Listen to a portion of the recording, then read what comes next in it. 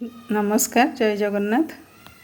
मो अनुभूति महाप्रभु लेखार आ गोटे सुंदर अनुभूति आपण मानक आनी ताहला स्नान यात्रा। महाप्रभुंकर द्वादश यात्रा मध्य स्नान यात्रा गोटे यह ज्येष्ठ मास पूर्णमी तिथि पड़ी थाए। प्रतिवर्ष यही दिन महाप्रभुंकर महास्नान करा जाई थाए स्नान मंडप उपरे। तेणु वर्षे दुई थर महाप्रभु रत्न सिंहासन छाड़ी आसी था। गोटे है स्नान पूर्णिमा आ गोटे है आमर रथ यात्रा श्री गुंडीचा यात्रा। यही दुई थर महाप्रभु रत्नवेदी बाहर को आसिकी पतित मानक दर्शन दे था। पुराण में वर्णित अच्छी महाप्रभु इंद्रदुम्न राजा को स्वप्नादेश करथिले जे ए ज्येष्ठ पूर्णिमा मोर जन्म दिवस से दिन तुम्हें मते महास्नान करेइबो बोली। तेणु सेबेठारु एई स्नान पूर्णिमा दिन ठाकुरंकर महास्नान अनुष्ठित हुए।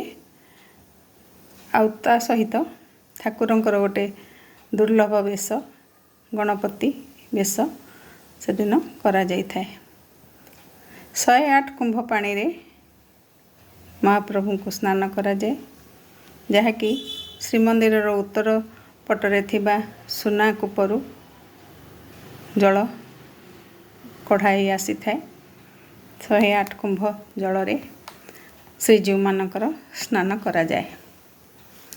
33 कुंभ जल रे महाप्रभु बलभद्रंकर स्नान करा जाए। 35 कुंभ जल रे महाप्रभु श्री जगन्नाथंकर स्नान करा जाए।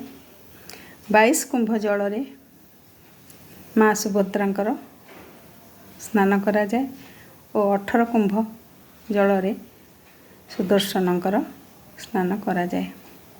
स्नान सरिला परे श्रीजीव मानकर गणपति वेश करा जाए। गणपति वेश एक दुर्लभ वेश जहाँ को देखिया पाई बहु आड़ू भक्त माने आसी पहुँची थांती बड़दाण्डरे।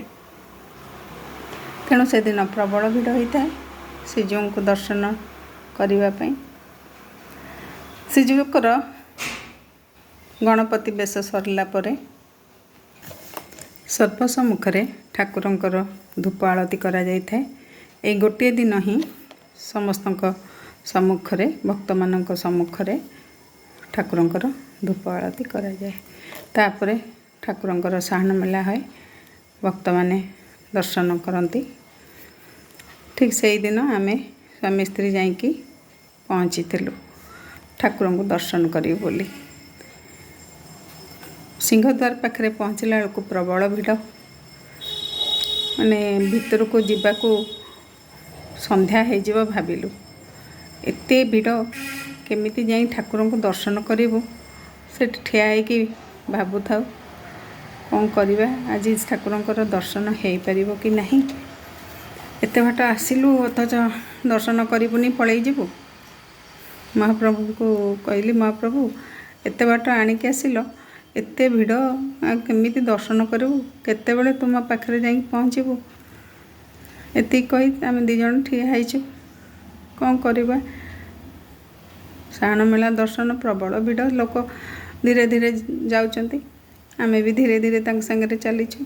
एतिक बेले जड़े मध्यम वयस्क सेवायत आम पछरु आसिक डाकिले आस आस मो सांगे आस। आम हठात जापारूँ ये आमको एमती कहीं डाकुचंती और जहाँ भी हो चलो सेवायत तो डाकुचंती चलो जीवा तांग संगे पलैबा ते कहीं डाकुचंती आम चलो जीवा कहीकि आम दी जन जाक पछे पछे आसिलु। पछे पछे आसी से आमको आणिकी पूरा स्नान मंडप पाखे छाड़ीदेले। मन बहुत खुशी हो गला। जहा महाप्रभु डाक शुणिले एते शीघ्र आणिकी आमको पाखे पहुँचे देले।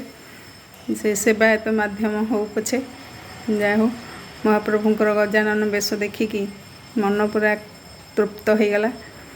एते सुंदर वेश एते पाखरु देखिबा ସୁଯୋଗ ସହଜେ ମିଳେନି। ତେଣୁ ମହାପ୍ରଭୁଙ୍କ ଉଦ୍ଦେଶ୍ୟରେ ଉପରକୁ ଦୁଇ ହାତ ଟେକିକି ପ୍ରଣାମ କଲି।